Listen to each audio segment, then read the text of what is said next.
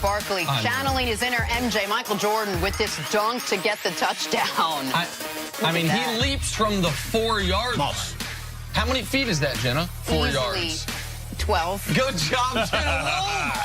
Wow, didn't even take her shoes off. We better end the show right now. That was, when he jumped, I said, what are you doing? Yeah, man. He went and got it. He's a beast. This was a wildly entertaining game. Really fun back and forth. For having no playoff implications, it really was. Same game, which they said, again, meaningless. Tell that to Dak and Cole Beasley. Look at the beautiful catch, and he gets his knee down inbounds. I've never been a fan of instant replay in the NFL, Bart, but God, did they need it in the league yesterday. Got it right. I mean, this was one of half a dozen plays that was called wrong on the field. What a spectacular catch by Cole Beasley. Yeah. I didn't like it with the pyramid catch. Hurt my Ravens. Last we have Baker Mayfield, who fakes the jet sweep, tossing the ball to himself, then throws a TD pass to Jarvis Landry. All right, so I've never seen the jet sweep faked like that. I mean, that's the first one today. I've never seen that either. And it worked. The linebackers bit up like it. I mean, that's a really interesting wrinkle that I would imagine you're going to see the Chiefs and the Rams steal in the playoffs. I know technically they don't have a coach, but you got to tip your hat to Greg Williams and how they were able to keep this thing moving. All right, moving on. Kirk Cousins and the Vikings facing a win-and-get-in scenario against the Bears on Sunday, and Kirk Cousins could not get it done. Threw for just 132 yards, completing barely 60% of his throws. Vikings lose to the Bears 24-10. They miss the playoffs a year after going to the NFC title game. Here is Kirk Cousins afterwards. I don't know what the scale of disappointment is, but we're disappointed. You know, would love to be in the playoffs, and you know, I said it all year. I love our team, love our group of guys, and we weren't ready for it to end, and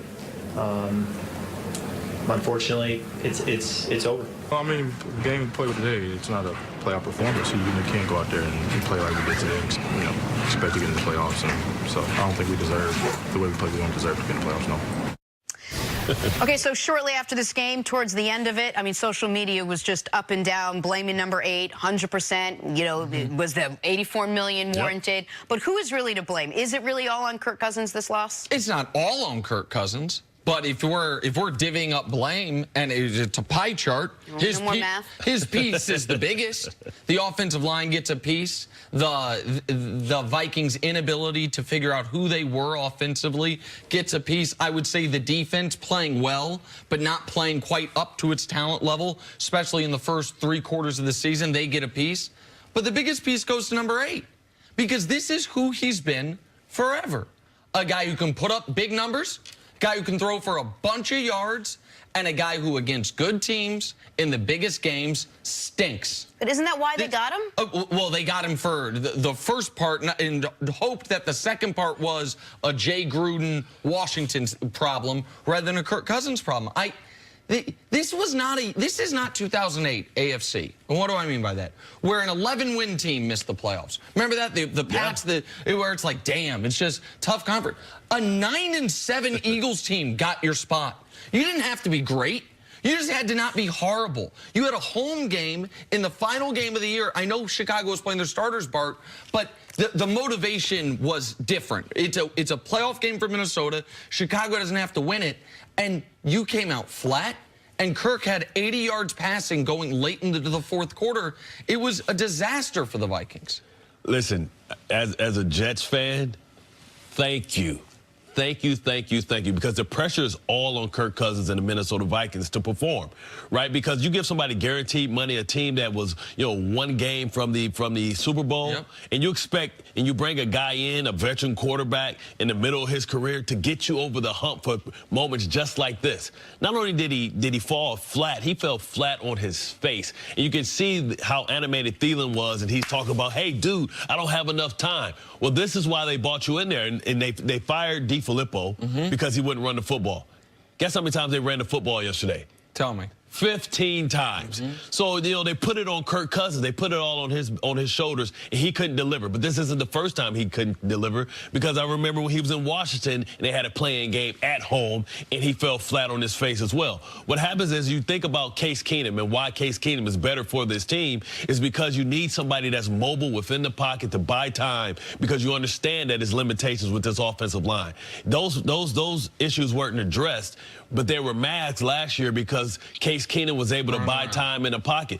What is Kirk Cousins? He's a pocket quarterback, a glorified game manager, and you gave him a guaranteed contract. You deserve what you got, Minnesota. Thank you so much, Kirk, for turning down the money. Right, when Bart says as a Jets fan, because the Jets offered him $90 million instead of $86 million to come there, which would have totally changed their progression. They wouldn't have had Darnold. They'd have been in win-now mode. Now the Jets get to go on a more conventional progression, and the Vikings are left asking what's next. But they didn't just come out flat, and it wasn't just Kirk Cousins. The whole team just played uninspired ball on a day where, forget anything else that happened this season, they had to come out and play, or their whole season was over. How do you explain it? Is that on Kirk leading the team? Is that on the head coach? If you want to sum it up, right, a play that sums it up, Diggs coming across, 3rd and 5, needing to convert to keep the game alive, and he got tattooed. You can say whatever you want. Chicago is a better version of what Minnesota thought that they were.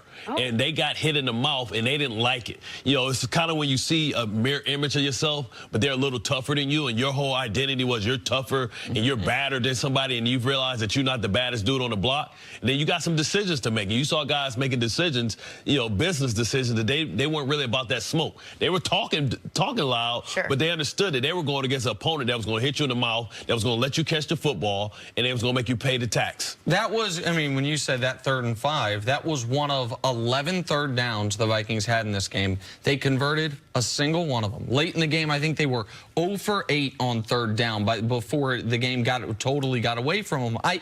But here's why this is potentially truly disastrous for the Minnesota Vikings. This was their window. Like, I understood them going and getting Kirk Cousins. I supported them doing it because I am a guy that I look at the contracts. I look at who's on a rookie deal, who's not, who do you have to pay. Last year was a year ahead of schedule for them as far as really being a Super Bowl contender. But they know Anthony Barr is coming up. They know Thielen's not going to play on that nonsense contract he has forever. They know Diggs is just getting more and more expensive. They know Trey Waynes is going to be gone probably next year. They know all these things. So what they did was they said, we were this close to the Super Bowl last year. We are going to, even if we don't go 13-3, we want to make sure our biggest question mark, which was quarterback on that team last year, other than offensive line, is addressed. So they went out and got the best guy on the market because they thought we'll be back in the tournament this year, we'll be back in the tournament next year, and then we're going to, if Kirk's great, we'll be able to overcome the defensive losses. If he's not, we'll deal with it then. To not make the playoffs this year, in 13-3, you don't have to go to 14-2.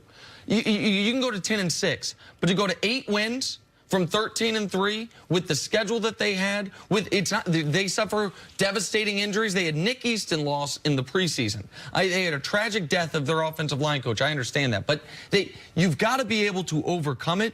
And even though they were mediocre all year, Jenna, they had a win-in-your situation, and you alluded to it. 2015.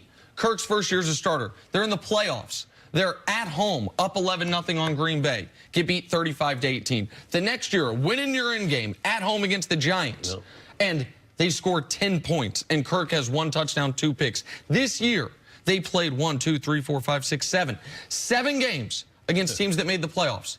They went 1-6. Like, that's their season. That's how you turn into this team. One of those teams was the Miami Dolphins, who ended up with a losing record. Oh, those are teams, right. So they were 1-6 against teams that made the playoffs. Against teams that went into the game with a winning record, they're 1-8-1 and Cousins is in his last 10. It's been an effort to very gently pat myself on the back. I did come out last year and say, why fix what ain't broken? I mean, I understand that they had to, but this is what happened. Okay, here's the thing. I would just caution you on patting yourself on the back there. If I could reach it, I'd go, oh, gun show. What's up? Go ahead. Here we go.